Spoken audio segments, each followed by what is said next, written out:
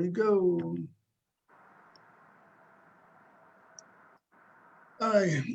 Good afternoon, everyone, and welcome to Showtime TV. I'm your host, Omar Rashada. We're here, and today's topic of discussion is being a performer, and I have some outstanding performers this afternoon from all genres. I have Samantha Hollins, we have Sharif Green, and we have Nina Harley. Everybody, good afternoon, and how are you? Good afternoon. Doing well. How are you? All right, and I'd like to thank everybody for coming on this afternoon, spending your Sunday afternoon on being on this live Zoom Facebook episode, which should be very exciting and awesome. So we're going to start off with Samantha. How did you get involved with being a performer? And if you could explain to the audience, you know, what type of artist you are, and how did you go about being a singer and a songwriter? I grew up in North Philadelphia on my mother's record collection. She used to travel a lot with the different bands back in the day, from P-Funk and the Barcades. And she would tell me all these stories. She hung out at the Uptown Theater. She would tell me those stories. And my grandmother was also one that would bring the entertainers back to her house and entertain after they did the shows at the Uptown Theater. So hearing all of that and being around all of that, I think it kind of seeped into me, and I wanted to do that too. I didn't know quite how to go about it. But once I became a singer, songwriter, and a guitarist, it seems like that whole rock and roll sound started coming out of what I was doing. It was never contrived, oh, I'm going to be a rock artist. It kind of just flowed with the energy from those albums and that music that I heard growing up. All right, Sharif. I don't even know where I started getting into spoken word. But I can remember being at what's the spot, the Christiana Cultural Arts Center on Market Street, and I can remember hearing this young man recite a poem, and it changed my whole style of poetry up. And that was probably in like 2000, you know. And I've been performing on and off since then. So, but I can't remember what made me start with, you know, what made me put my pen to paper and start writing. Yeah, I can't remember where it began. That's cool. That's cool. All right, Nina, how'd you get started? Oh, can you see me? Because I cannot. Yeah. You can? Yeah, your hair is awesome. There you go. Got you. Okay. So let me just close that. So I probably have been singing most of my life. I would even venture to say that I've been singing all my life since conception, because my mother said that I used to move around quite a bit in her womb. And I can only imagine that I was singing there, because when she had me in the crib, she said I used to sing myself to sleep, because I wasn't really like a fussy baby. I would just entertain myself with my voice. Okay. So, you know, I think throughout my singing experience over a lifetime, I've sung in musical theater, I've sung in choirs, I've sung in bands. And I don't think I really thought of myself as a songwriter until, and I'm probably telling my age, but in the early 90s. Yeah, no, actually it was the late 90s. In the late 90s, I started with a group we started as a songwriting workshop, just, you know, to put ideas together and put them to music. And from there, we ended up a band that we started in somebody's basement on a Saturday, and we were together 8 years. Before I transitioned out of that band, I was with another band called Black Notes. And I want to say I was with Black Notes probably another 7 or 8 years, overlapping. And I've been in numerous wedding bands and stuff like that. Right. I've gotten to travel around the world doing tour managing, road managing, a very famous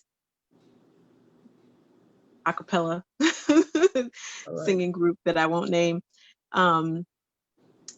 And just a plethora of experiences. And now songwriting and singing have become like part of my personal practice. You know, like Right. I wake up and part of my meditation is to write what I'm feeling. And so, you know, now I'm working on putting those ideas into song and letting them not just benefit me, but other people. I mean, I've always, you know, been in part of projects where we performed and, you know, wrote music together, but now it's so much more personal. Right. And, you know, I feel like I really have something of value to offer because it's my heart. Not that the other music wasn't, but it's just a whole new level now. Okay. And I want to travel around the world sharing that, you know, because I really do believe that music is medicine. I believe that it, you know, uplifts people and that it heals and that it does something in the invisible that nothing else that we know of, you know, that universal can do. Right. You It's know. very therapeutic. It's very, very, very therapeutic. Yes. Yeah. So Okay, now joining us in conversation, Yaisha Thomas. Hey, Aisha, how you Hello, doing? everyone. How are Okay, hi. you? all right, Good. Aisha, we were just having anyone, they were just introducing themselves. So if you can let the audience know who you are and what do you do as an artist? Yes. So yeah, I'm Yaisha Thomas, and I am a actress. I did a number of Omar Rashada's plays, great plays as well. And then I've been acting since I was probably about 12, 13. Um, and so it's my passion. It's my passion. I love it. I love performing. I love, you know, being on stage. Just the whole culture of it is really inspiring. And so, yeah, that's what I've been doing for a few years, but I want to get more into it, you know, of course, you know, it's a long journey. So I want to be able to expand that and do more. So that's what I'm working on and working towards now. Yeah. Right. Awesome, awesome. Now, in terms of Samantha and Nina, Sharif, Samantha and Nina, your songwriters and your singers. I'll just start off with Samantha and Nina. What type of songs do you write? Do you write your songs based on personal experience? Do you write your songs based on social experiences that's going on throughout the United States and across the world? Are your songs based on love songs, romantic songs? So let's start off with Samantha. What are your songs about? My song started on about social issues. I grew up in North Philadelphia, and at that time, the drug culture was happening. And I started looking out my window and seeing certain things going on as a teenager. And I wanted to help. I didn't know what to do to help. So I started writing about these things that were going on. And I started performing them at talent shows just to use my voice to bring light to what was going on. And I think that was the trend that started in my music, writing about social conscious stuff. But I also write about what's going on in my life personal, especially as a Black woman in rock. There's no zone for us. There is no market for us. So I'm constantly writing about what it is to be a Black woman in the music industry, as well as just a woman in the music industry, and getting those stories out there as well. Right. In terms of the guitar, I know Tracy Chapman and Indy Reed. They're the only two Black women that I'm aware of. Are there others? Oh yes, I'm actually a writer too. I'm a published writer, and I have a rock culture online publication called Okay. theculturerockgrio.com. And I talk about those others. I have a column called the She Targets column, and we Right. talk about the Black women that play the electric guitar. It started off Okay. with Sister Rosetta Tharpe in the rock and roll era, but before her, there was many of blues players that led to Rosetta Tharpe. And after that, we have the Melina Moys out there. We have Star out there. We have her is out there doing it now, representing. Okay. Okay. But Wow. before her, there was so many that opened the door for her. I've been doing it since 2001. So we've been out there representing. It's just there's no market and no one's bringing attention to it. So my hope Okay. is to bring attention to it. Wow, okay, definitely. Yeah. That definitely needs I to be think more you'll be able to do that. That's Yeah. hot. Can you put that in the chat too, so that I won't forget? Okay, so Nina, what kind of songs do you write? What's the songs based on? You know, a lot of them are just based on my personal experiences as I've grown. You know, many of the songs that I've been writing since mid July of last year until now have been really prayers or testimonies to my experiences as a woman, as a person who is elevating her personal self-care, as a wife and an auntie and a daughter and a sister. I've just had a lifetime of experiences that I'm just like now just learning how to pour into, like to get the cream de la cream of, or the creme de la creme off of those experiences and share them, and share how I express my joy, and how I even sometimes how I express my sorrow, because I think an experience of grief actually kind of pulled the cap off of my I went straight from not being sure of myself as a songwriter to being really clear that this is the message that I want to convey, because my heart was over, was over full and pouring out, and I had to have a place to pour it into. And that was just a natural fit. But I always say that, with great sorrow comes great joy, because it made me hyper aware of places where I had, kind of allowed experiences to kind of wave over me, and I didn't realize that I was doing that. So I was like, wow, so the music really was freeing me, and it really was medicine to me. When I was overseas in Ghana, I remember there was a period where when I first got there, I'm so used to being around family. And I've always, my mother used to send us places. She would have us travel, and, we were comfortable leaving home and coming back. And I always knew that I had community around me. So when I went to Ghana, I went with a group of people from my church. But when I got there, there was no one there that I knew. There was no one there who knew me. And for the first time in my life, I was like, there's not an automatic cradle of love around me. And I did not know how to. I was like, what is this? Right. And I immediately began to do what I believe my family is very good at doing, which is creating community. And I did such a good job of it that when I left there, it just left a gaping empty space for me. And I was like, whoa, like I created this whole world in another place that moves very differently than how we move here. And I was just like, and music was the thing that was like my through line. Music helped me balance myself when I realized, whoa, I'm feeling a little unbalanced here. I don't know these people, and I started humming. So people knew me in the village as the lady from America who hums all the time, right? And, writing is the natural outlet for me. So I really have to say that the songs come from, the fruit of my life. And I like to write about the whole experience. You will never find me writing a song that is completely sad, without bringing the other side of it. I want to bring it full journey. So, yeah. And okay. I'm also exploring the womanish side of myself, the music as well. I got you. Let me turn around and ask Sharif the same question. Speaking, Sharif, you being a spoken word artist, are your poems based on your personal experience, or are they based on social issues, or are they fictional?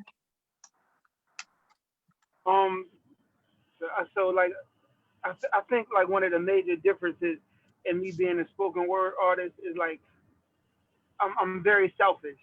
Like, can y'all still hear me? Are you frozen? Yeah, you good? Yes, we can hear you. Okay, yeah. Like I'm very selfish, so it could be whatever. I can write a poem that only I understand, and I'll perform it like it's a masterpiece. Like, so it could be anything that influences me at the time. but I usually sit on it for like maybe 2 or 3 years and just Mm. let it develop in my head before I even attempt to put it on paper. That's why like a lot of my poems are I memorize because I sit on it for some time to make sure that it's really that meaningful to me, and then I might have like a outline or a core of it in my head and develop some lines around that. But by the time I usually get to writing it, the poem is already done. Okay, got you. Got you. Aisha, being an actress, what are some of the different type of characters that you like to play? So my two-part question is, well, what type of characters do you like to play? And then part two is, what characters would you absolutely not not play? It's a very good question. Um, the characters that I do like to play are, I like dramatic roles. I, romantic too, but dramatic roles is what I kind of prefer and kind of go to. And it seems like that's what the roles I end up getting. So I do like that. However, a role that I would not play,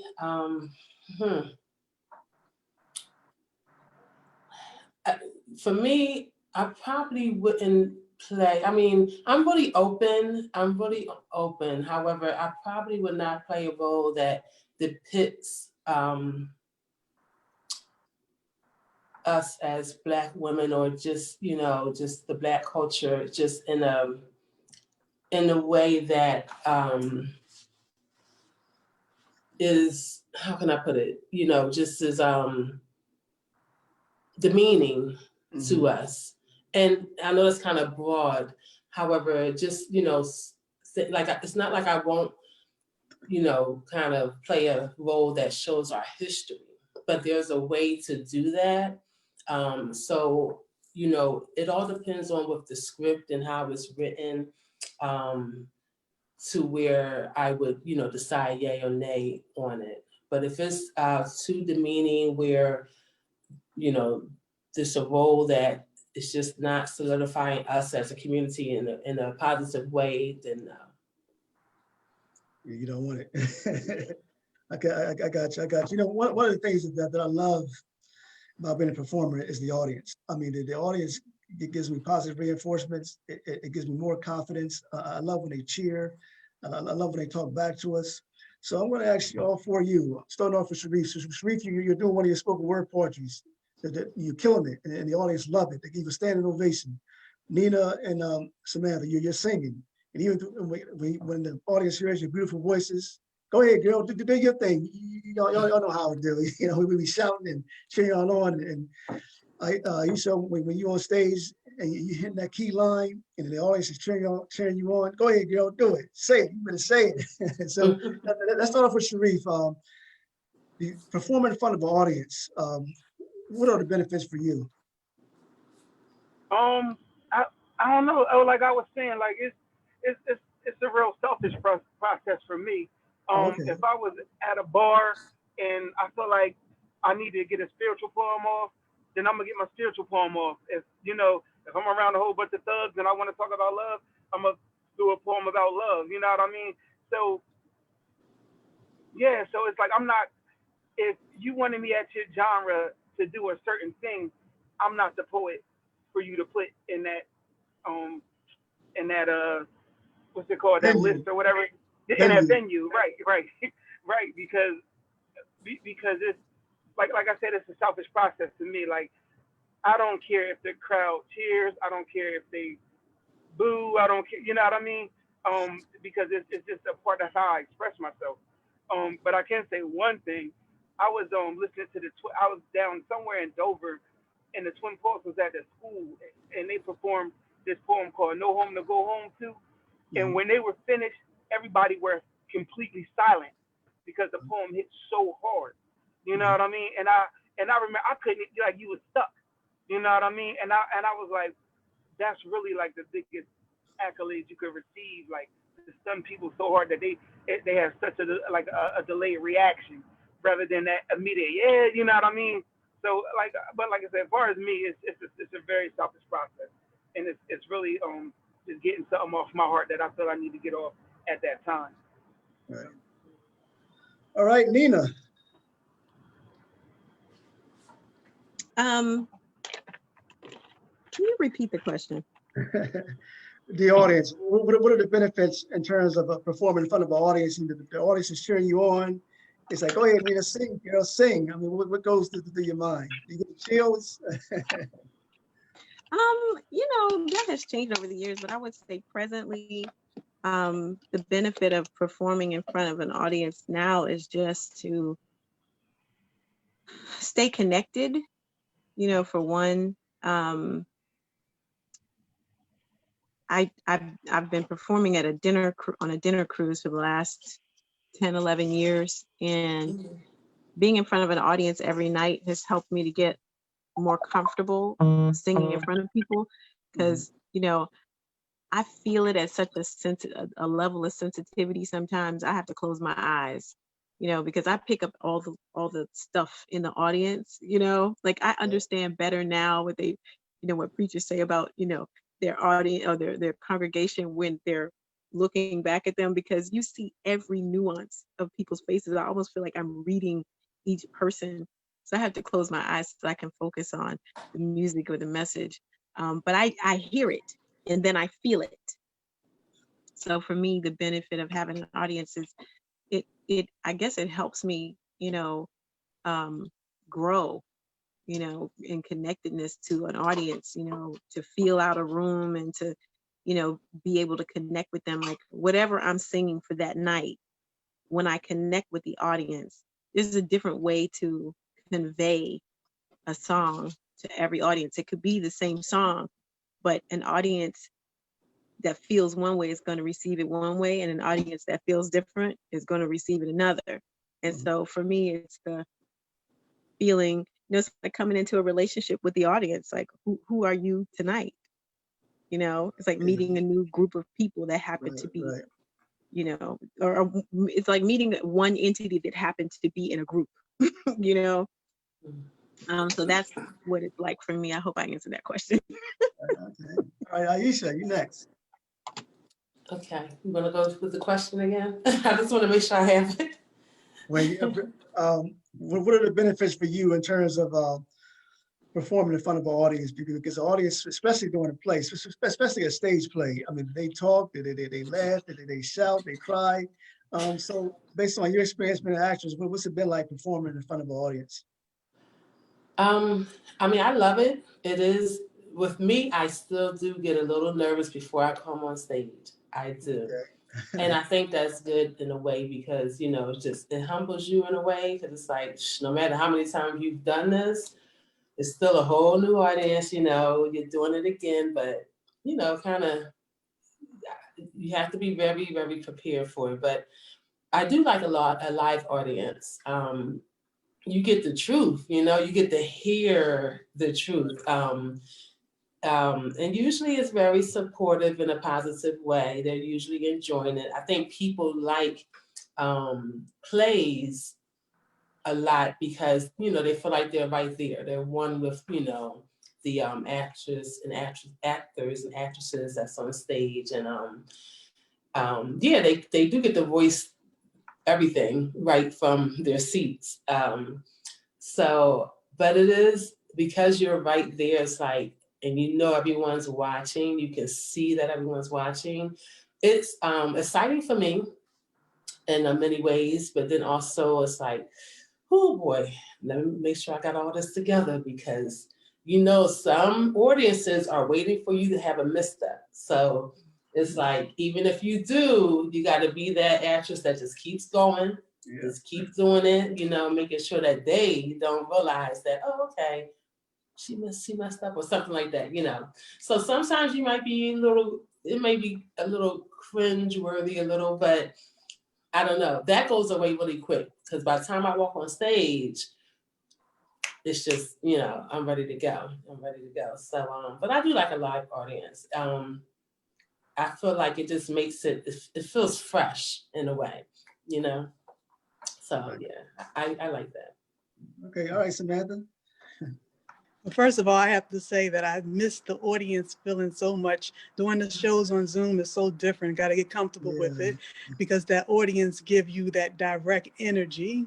When they pay their tickets to see a show, I don't care if it's one person in the room to 1,000 people in the room or how small or big the room is. I like to give a stadium-like performance so they can feel it and we can exchange their energy because they're coming there for something too. It's not just about me being on stage getting off the energy I need to get off. They're there to let go and release as well. So it's a sort of like a call and response type of energy where we're blending together and connecting together and sharing on an experience based on how we're feeling at the moment, how we're feeling that day. Some people are getting there to get away from something. Some people are there to just to sit down and quiet their soul from a long day. But whatever the case is, that exchange of energy is very important to me. It pushes me as an artist, it pushes my musicians. When we on the stage together, it's like the zone gets higher depending on how the audience connects with us. Right. I want to stay with you, and I'm going to ask Nina the same question. Both of you have gone on tour with your music. What is the experience like going on tours, especially when you're out the country? So let's start off with Samantha. On tour, woof, the experience is different because you're going to different places that have a different culture, a different lingo. Even here in the United States or overseas, everything will always be different in each town. And I like to do my research so I can know who am I connecting with in this town, whether it's Detroit, New York, LA, Botswana, where I've been, London. And when I get there and I research, I like to add their music into my shows as well, just like snippets of the town's energy. Like if it's Detroit, it might be like a Motown medley. If it's in LA, it might be some hard rock group from LA that I'm going to put in there. If we're playing at a particular place like the Whiskey a Go-Go in LA, then I know Jimi Hendrix played there, so I might add a little Jimi Hendrix in there. So my thing is when I travel, I like to connect with the town, and we also tour the culture when we're done. We don't just tour the town and do our show and it's over. We like to go into the city and connect with the culture. We go to museums, we meet with the people, we meet with our fans, we meet with different organizations, perhaps, depending where we're at. But we really like to get into the culture of it. Right. Okay, Nina, what's your experience like going on tour? I loved being on tour because it was an experience of being in front of audiences consistently, and just like that whole relationship that I discussed earlier, like it was like there were towns that we went to where they knew we were coming from the last town. They were part of like a network, and that's how we got those particular, string of tours. And so sometimes you would see one person in Richmond and you see them again in Charlotte, and then you see them again in Atlanta, and you'd be like, wow, so it was connecting with these audiences, from, the top of the East Coast to the bottom of the East Coast, sometimes to the Midwest. I mean, and it was, seeing people connect with your music in different ways, and exciting. Like sometimes we would change a song a little bit, like we might change it just a twerk this way or that way. Right. We might change the lyrics for, like you said, whatever town we might be in. And the camaraderie with the musicians. I mean, that you really do become a family in a way that makes you, sometimes closer than kin, I still feel very connected to the people that I'm in band, that I've been in bands with the longest, like the October World band that I was with in Black Notes. We've become a different kind of family. Like they're more jazz, world music oriented. October World was more rock, neo soul, R&B, sometimes gospel, depending on how we brought our different influences to the music.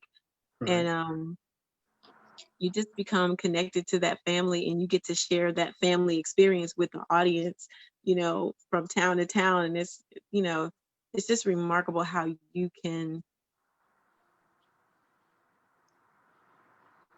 add a flavor to a community that you're a part of. that was my experience touring. Like, you Right. just become a part of, it's like having when I was on the road with the singing group I spoke of, it was like coming into town with my aunties, and they would do their work in the community. It was like watching them go around the world doing community service. I mean, they're singing and they're singing their hearts out, and that their music just touches everybody in the audience. And it was literally like it was literally like going to it was like going to a university and learning, for me. And so bringing that experience now to the practicality of being on stage from my own experiences has been pretty, Right. pretty. Definitely. Sharif, one of the things I know is about spoken word artists is that it seems like that they have a connection. So Sharif, when you're at a venue and when you're surrounded by spoken word artists, other spoken word artists, do you feel kind of a network? Did y'all kind of like exchange numbers and say and share events and do different programs together? Yeah, we definitely do. Like, and usually one show lead to another, and people throwing their own venues and stuff. But I think I think it's like with any performer, like it's like the fraternity and getting, because you up there, you're facing the audience, you know what I mean. They say the biggest fear in the world is speaking in front of like public speaking in front of a crowd. So I think we form a bond just in around our ability to do that and release whatever we got going on or entertain Right. or so yeah, it's always been like a camaraderie, and I'm also eyeing, what I mean, seeing who, because if somebody delivers, I don't want to go behind somebody. Oh, did I we mean, lose I him? don't, I don't, I I got don't it. matter going by. I'm back. Yeah, you Am I back. back? Yep. Okay. I don't, I don't mind going behind somebody that's going to tear it up, but I'd rather not go behind somebody that's going to tear it up because the energy, the crowd is still feeding over their energy. You Right, know what I right. mean? So, but yeah, like so I'm also eyeballing my competition, because at the end of the day, I do see everybody as my competition too, Oh, really? Oh, especially okay. because we play. Okay. Aisha, the plays. I know when you're in a play, man, you develop a good rapport. Well, so sometimes the rapport may be good, it may not be so good with other actors and actresses when you're in a play because you're performing, you're rehearsing, um, and you're feeding off one another lines. So, what has been your experience like being around fellow actors and actresses? Well, it's been good actually. That's been good. A lot of times you do have to have good energy, especially when you're doing a part remotely with someone directly. Um, and you have to kind of feed off each other's energy in order for it to be a good, show. So a lot of times you have to kind of, you know, build a rapport with that person and kind of get to know them since you be working with them, for weeks on end. But I feel like it's pretty good working, especially if you have like a good partner that you're in a scene with. So I haven't had any bad experiences, thank God. And um, I feel like we both know that we're there, for a purpose, and the audience is what's, most important, to bring on, this show for them. So this is just me personally, I start off with prayer first, because that's, for me, it's just what's going to, outline the rest of the show and everything. And then I also end with prayer. And I mean, that's even when I'm rehearsing lines, of course, before we go on stage to perform for our audiences. And like I said, even afterward. Right. So I think that helps tremendously. I was looking at this virtual battle, but one of the things that the pandemic has done is it developed a virtual battle. I mean, the first one I saw was Snoop and DMX, and the second one I saw was Brandy and Monica. And when I was looking at it, I really didn't see a battle. I just seen two different artists coming together and uniting. Because when DMX was doing his thing, Snoop was dancing and cheering on, but vice versa. Monica and Brandy, they were talking, they were chatting with one another, sharing sharing their songs. And when they walked out in unity. They had their arms around one another. So I just, and then I started thinking even more. It just seems like as African Americans, it always has to be a competition thing. Little Kim and Nicki Minaj, or Jay-Z and Nas. Why does it always seem it has to be a battle? How come we can't come together as a culture? Because it's all beautiful, it's all wonderful. I mean, it's history. So I don't know if anyone want to comment on that. Does it always have to be a him versus her type thing? Or I'm sorry, him versus him? Okay, go ahead. I just feel like a lot of times with that, sometimes it's driven from the audience, from their fans. The fans are comparing them. The fans are trying to see, well, who's bringing it, and not only that, but then with the media as well, putting out different stories or saying this and saying that. So a lot of times they find new material to bring out against that person, and sometimes it's literally just business. However, of course, the fans don't take it as that. They see it as, they're, they really got a beef. But sometimes it's just business. But it's good for their market. It sells. I think that's why sometimes they do thrive on it, because they know it's just gonna be it's good for business. And then the media picks it up and makes it even 10 times better per se for business. So it's just a lot of times I don't think it started out as beef. It can end up as beef, but I think it's more so a business tactic more than anything. Anybody else have any comments on that? I agree with what she said. All right. Okay, whatever. I don't know. Go ahead, Fabrice. I'm a competitive person, so I'll be lying if, like, this from like personal experiences, if I say that, like, if I join any competition, that I'm not going to like crush whoever I'm going against, because I absolutely am. And I'm talking, that's with everything I do. But it's a respect that goes along with it. I always respect who I'm going up against. Like, so it's not like in a disrespectful sense, but I'm definitely a competitor. You know what I mean? So if that's what they consider it to be, fine. I have no ill will against that person. Even like when I was boxing and stuff, I don't have no ill will against you, but I'm definitely trying to destroy you. And that's kind of like with everything. You know what I mean? I don't know if that's a male thing or if it's just a me thing, a Scorpio thing. I don't know. But yeah, that's definitely my mindset. I'd be lying if I said it wasn't. Right. Okay. I want to ask each and one of you, some of you are singers, some spoken word artists and actors and actresses, I'm sorry. Who are some of the most either well-known or local people that you admire in terms of doing the same genres that you do? Samantha and Nina, you're both songwriters and singers. Sharif, you're a spoken word artist. Yaisha, you're an actress. Who's your favorite actress? Who's your favorite spoken word artist? Who's your favorite musician or singer? Let's start off with Samantha. I love Sister Rosetta Tharpe. I spoke about her before.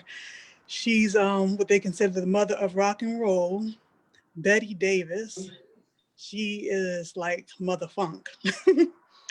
And she did rock too. And people don't know her story as well because she was one of those greats at her time that didn't get the credit she deserved. She worked with Miles Davis. She was actually married to him and helped change his whole vibe. He went from the suited guy to wearing all the flamboyant stuff that you saw, and that was her.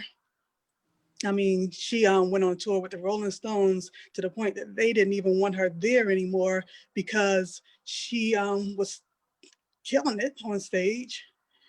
So you have Nina Simone. I love her. I love Jimi Hendrix, Sly and the Family Stones, P-Funk. Mandrill. You don't hear a lot about Mandrill. They were one of the starring funk bands at their time in the 70s as well. I like a lot of the underdogs that actually are like the pioneers that didn't get the credit they deserve. And that's, again, why I started the culturerockgriot.com to help bring those stories to the forefront. Because again, I was in 2001, I started, and the same thing started happening to me. And I saw the pattern.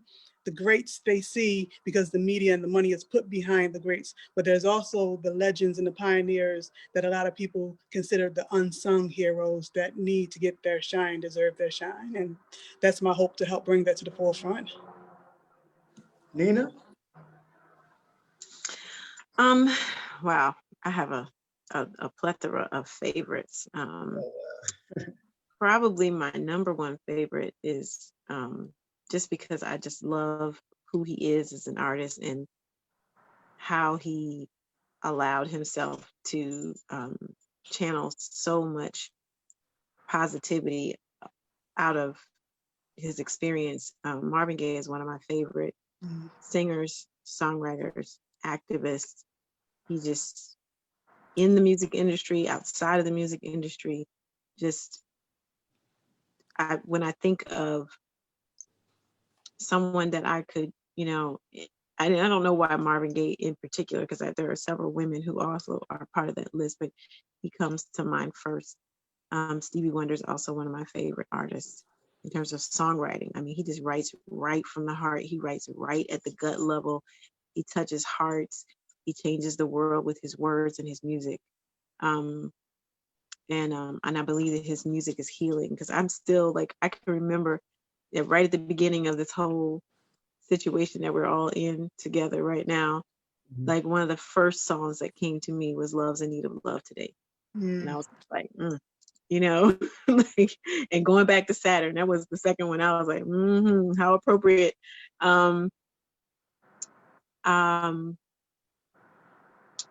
Phoebe Snow is one of my favorite singer-songwriters.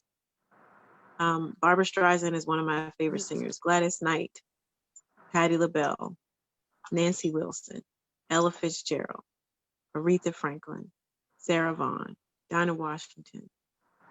And my Uncle Charlie was a clarinet player, and he played with Fats Waller and some of those folks that I don't even know all the names, but, my grandmother tells stories of how, they used to be in New York with Aunt Elsie and Uncle Charlie. And so I know that we come from musicians, we come from people who, sit at a spiritual level and share their music from that place. And so I also love Bernice Johnson Regan for her work in the community and for her voice. Her voice itself is incredible, but her voice, her spiritual voice, is medicine for women, for humanity. And she is sharing that with others, and her legacy is going to live, down through the ages. So my list of singers could go on and on and on, but I mean, those are the rocks, those are the foundations, those are the ones that, Al Green, James Brown, just so many. I mean, the list can just go on and on. When people say, who's your favorite artist? It's hard. Right. It's hard. It's like picking a favorite relative. It's hard. I love all of them. Right, definitely. So I'm going to leave it at that, because that list could go on. We could be here all day. Yes, exactly. All right. So Sharif, you have any favorite spoken word artists that you admire? Yeah, so locally, of course, it's the Twin Poets. They have been the most consistent over the past 20 years. And I heard a lot of people that names escape me. But locally, it'll be the Twin Poets. Then nationally, we got this brother named Best Kept out of the Bay Area in Cali. And this is brother from Rochester, New York, named Amir Suleiman. And then I get classically Emily Dickinson. That's my three. Okay, got you. All right, Yaisha, the actresses, actors, what do you admire? There are many, but to make it kind of short and sweet, I do love and admire Kerry Washington. She plays amazing roles, and this is well before Scandal, when nobody really even knew who she was, you know, and some of the roles in movies and different scenes she played just was so passionate. I mean, she just puts everything into her roles. And then also Viola Davis. I feel like she is just simply amazing. And I love that she plays roles that are really, really like they're heartwarming, you know, and they have a meaning behind it. And I feel like she really just puts her gut into it, you know. And I feel like you can feel the passion that she plays in her roles, you know. And that's, as an actress, that's what you want your audience to get. You want your audience to like forget that you're even an actress, that, you know, that you want them to know that you believe in this role, you know. And she brings that perspective each time. So those were the two that came to mind right away, that I truly admire. Yeah. Right. You know, this pandemic got me because I've written a film based on a play. I've just completed my sixth play. And with this pandemic going on, man, I don't know when things gonna ever go back to normal, if they are going back to normal. So as an artist personally, how has this pandemic affected you, if it affected you at all? Has it changed the way you book your events? Maybe just it's a wait and see thing. Man, I just can't wait to go back out there and do my thing. Samantha, you first. For me, I've been performing nonstop since I started talent shows, I believe in 94, and then professionally in 2000. So for me, it was a time to take a break and reflect on everything I've done as an artist. And I have 4 children, so I've been going nonstop with them too. I would have the child and still keep going on, never stopping, never stopping. So I needed this time to really go inward and figure out what's next for me. What do I want to do? Because everything kind of took on its own life and kept going and going. The gig could come, then someone would actually do the next one, and then the next one would come. I never really got a chance to sit back and think about what it is that I wanted to do with my life. And then when the pandemic hit and I had to go inward, I realized, you know, writing has always been my first love out of everything that I do. And I needed to get back to that. And here we have the coachrockrio.com once again. So it really helped me to finally sit down and create that, as well as other writing projects that I'm working on right now. Okay. All right. Nina? I'm going to piggyback on what she said. I think that this whole situation that we are all in together is causing people to be able to, or to find ability and agency in it, to get centered and figure out what really matters. I have been talking about wanting to go on tour for a long time, but I wasn't speaking it out loud. I was just writing it down. This is something I want to do, something I want to do, something I want to do. I didn't really start speaking it out loud until just right before. I wanted to solidify a couple of other things going on in my life at the time.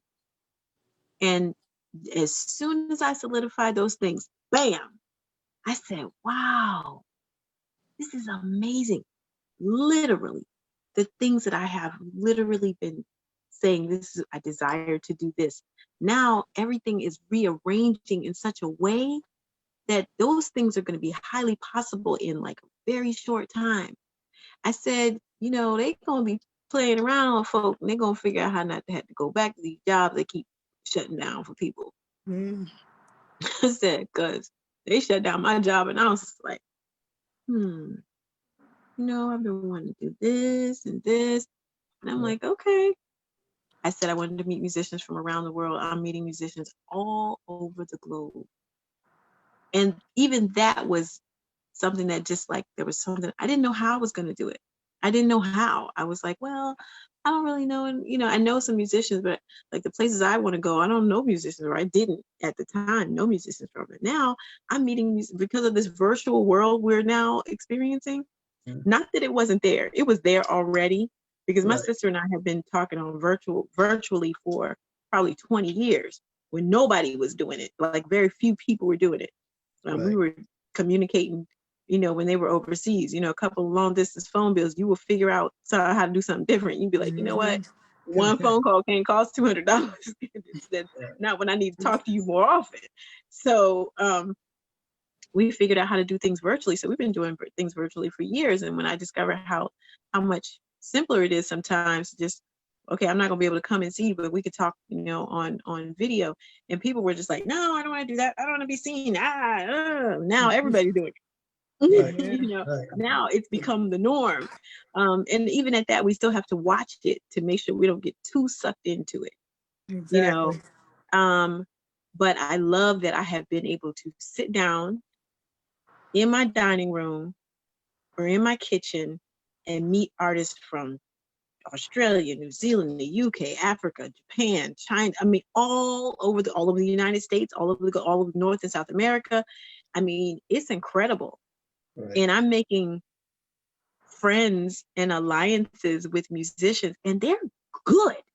I mean, they're the quality of musicians that I have longed to play with. I've had an opportunity to play with really good quality musicians and people, like just good people.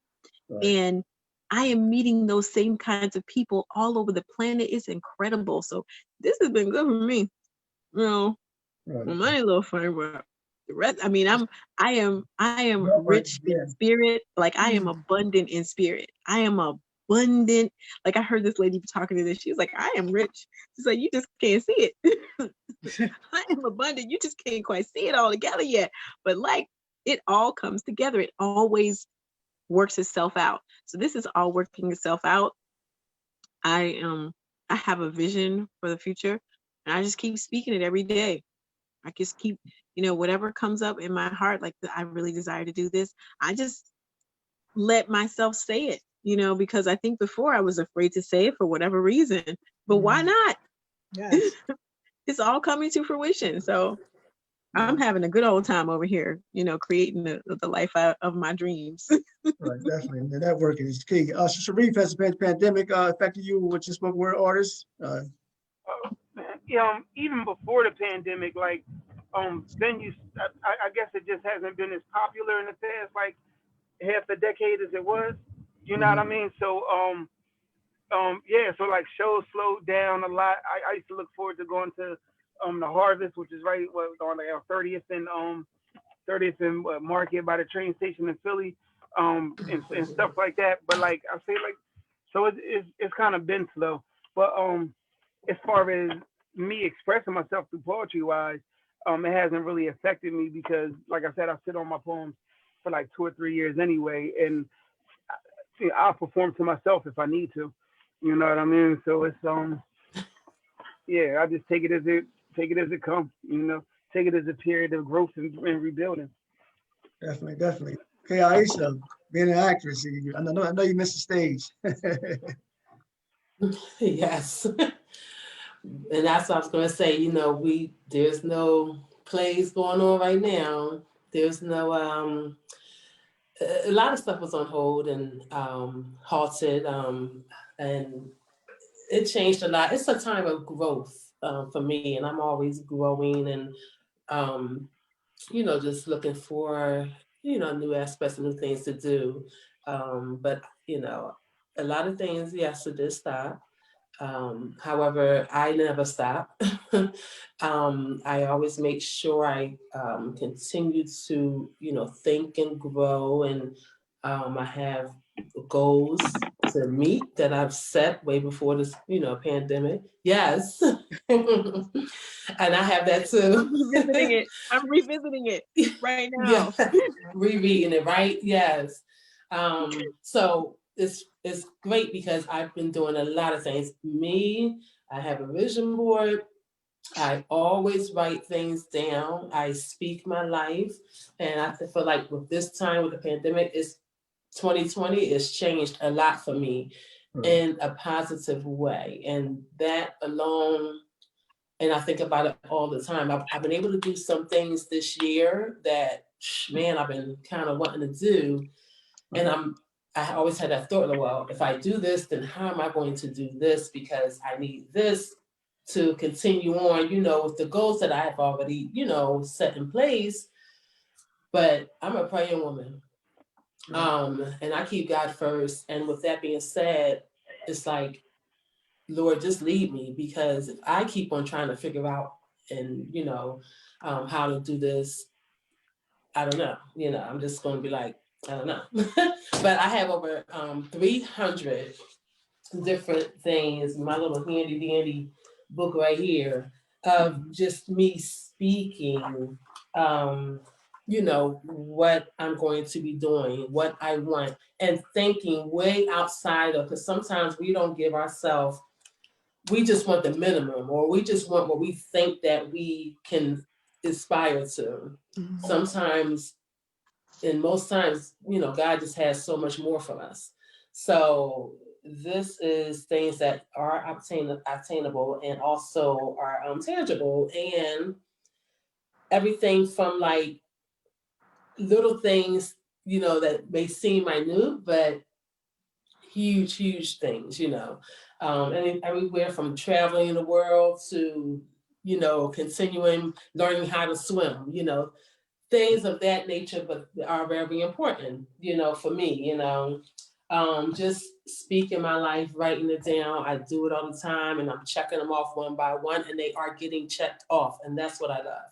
So with that, even with my acting and all of that, that's going to come about full force, and I'm ready for it. I'm ready. Right. I want to throw this question in the air. In addition to the form of art that you currently do, is there another form of art that you'd like to get into? For example, maybe being an actor and playwright. I wish I was a great singer. Because good music is so I awesome. never knew that. I never knew that. What? Yeah, it kind of goes together, because when you're on stage plays, Yaisha knows you see people act and sing as well. Yeah. Yeah, but I've known you most of my life, and I've never heard you say that. Never. I'm like, what? But yeah, I mean, I sure took lessons from my cousin, but I never did. But anyone out there, let me just throw this up. Is there a particular genre that you'd like to do in addition to what you do already as an artist? Anybody? I love to sing. I do. I sing every day, and not just at home. I do. I love to sing. But my other artistry is I'm a caterer, so I love to cook. It's just that's my passion. That's also my passion. And I do, run in my own catering business, and so I love to create in the kitchen. I do. And I love healthy, fresh food, so there's some foods I do not indulge in or cook. However, that's my passion. That's another art of mine that I love to do. Presentation and cooking and prepping and preparing and seeing people enjoy that flavor of my food is just award-winning for me. So, yeah. Anybody else? I would like to get into filmmaking. I studied film when I was in college. Oh, okay. But rock and roll kind of came and switched that away. But I mean, you can see it in things that I do already. My first music video, Alley of the Earth, is a horror theme, and I got to co-direct that. And a lot of my promos that I post on my social media pages, I write, I edit, and I produce.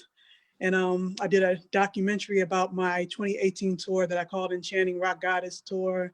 So it's been there, but I want to do it more full-fledged. Nice. Yeah, you just gave me an idea. I want you to know, you just inspired me, because I keep saying, I don't know how to do this social media thing. I don't feel comfortable. And you just gave me a challenge to myself, because I love directing. I was good at it.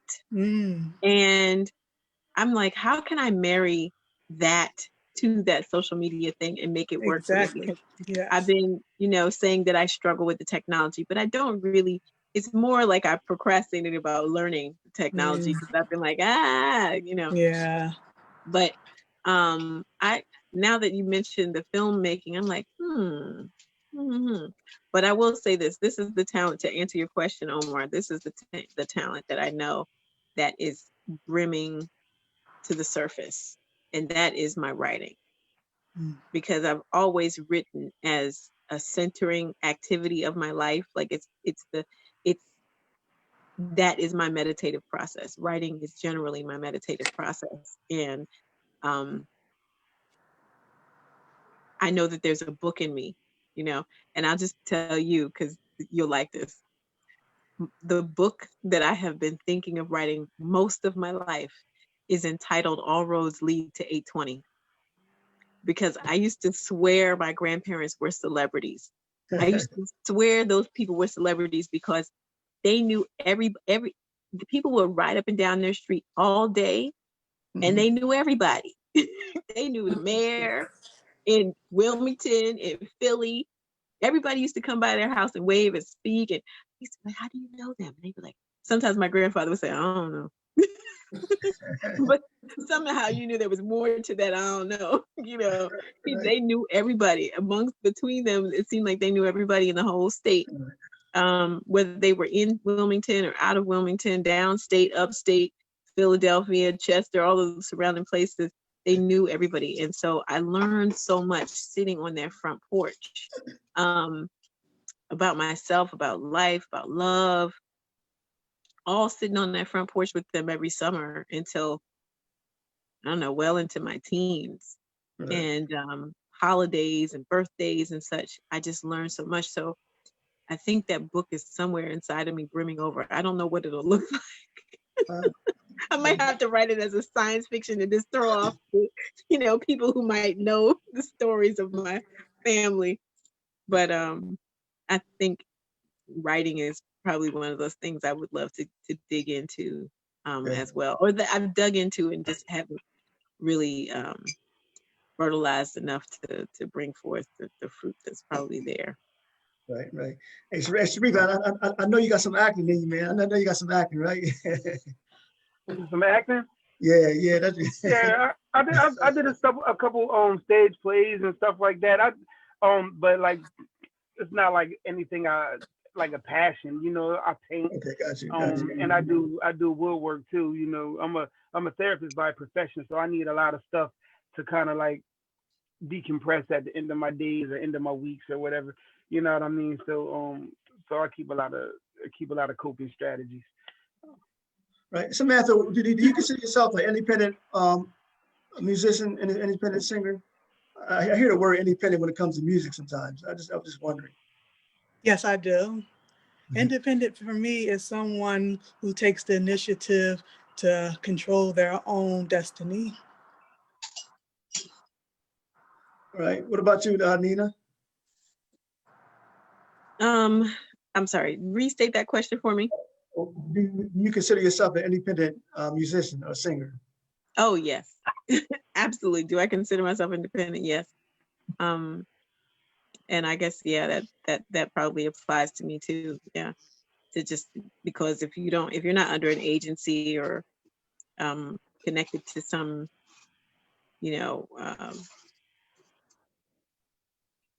entity that controls how you move, then yeah, you're independent. Right. And sometimes you can make alliances with them, but it just feels better when you can move on your own volition. Right, definitely. So we're about to close out the program. So there are those who are watching who may want to be spoken word artists, musicians, singers, actresses.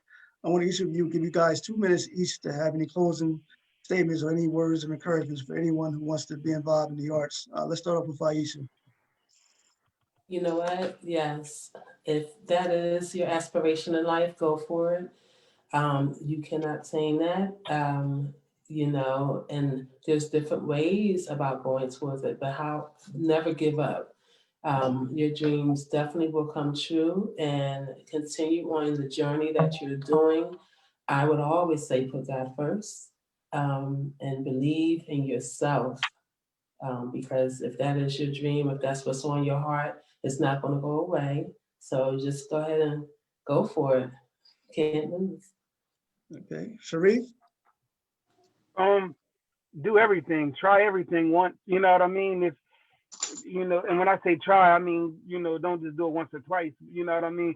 Do it for about 21 days or whatever. Just do it. Yeah.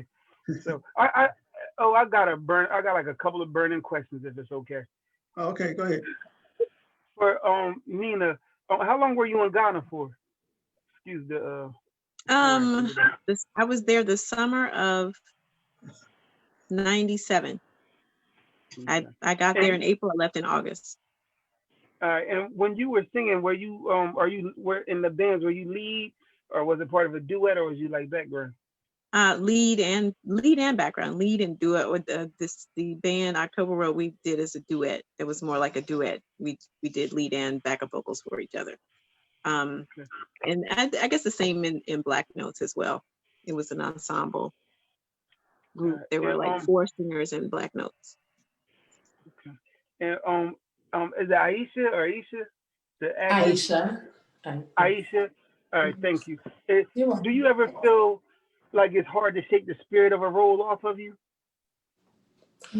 Wow, that's a great question. No, I haven't really come to that where it's hard to shake it off of me. However, I do reflect on the roles. I do reflect on the roles because you do have to be, you put yourself literally all in, so you have to become that role, that person, But no, it's not hard to shake off, actually. Thank you, El. That made you very grounded. Good for you. Yeah. Okay. All right, Nina, any encouraging words you want to say to those who are watching and want to become an artist? I would say follow your heart. Your heart knows. Your heart knows. It knows the way. And like I said earlier this year, there are things that I would not have thought that I would have been able to figure out. I didn't know how to accomplish some of the things that I wanted to accomplish. My heart knew the way, and I just kept following my heart. I just kept saying, these are the things I want. I want to meet these kinds of people. I want to meet these kinds of musicians. I want to have these kinds of partnerships. I want to have these kinds of creative partnerships. And the more that I spoke those things, the more I see. The more I see them. So I would say first, know what you want, write it down. Like Sharif was saying, to explore it all. Explore, you got a whole head. you got a whole head, you got a whole universe of ideas wanting to find their way through you, as God's vessel. So I say, let them in, explore them, explore the ones that, offer you the most joy, and let them be born. Follow your heart. Your heart knows the way. All right, and Samantha. Connect with your passion. Don't let what people say or what society says success is to take that away from you. And also be the best at being you. Don't worry about what everyone's doing around you, what the trends are. Connect with your spirit and find out how that resonates in this world. There's so many people in this world, but there's only one you. Right, definitely. On that note, I just thank everyone for taking this Sunday afternoon for this wonderful show. You're all excellent artists, and you got to stick together. Definitely stick together. Thank you. Okay, Thank you, Omar. Right, to the audience that's watching, please like, share, and subscribe. All right, everybody, take care. All right, thank you.